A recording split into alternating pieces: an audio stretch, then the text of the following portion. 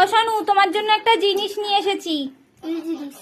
এই দেখো, এটা খুলে দেখো, তোমার জন্য এনেছি।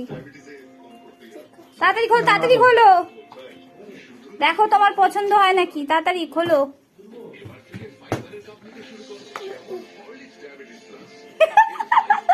কেমন লাগলো গিফট?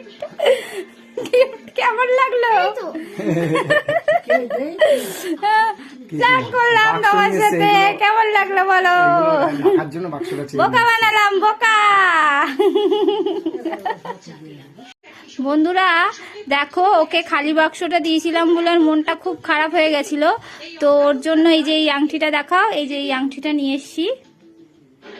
তো তোমার কেমন লাগলো আংটিটা পেয়ে?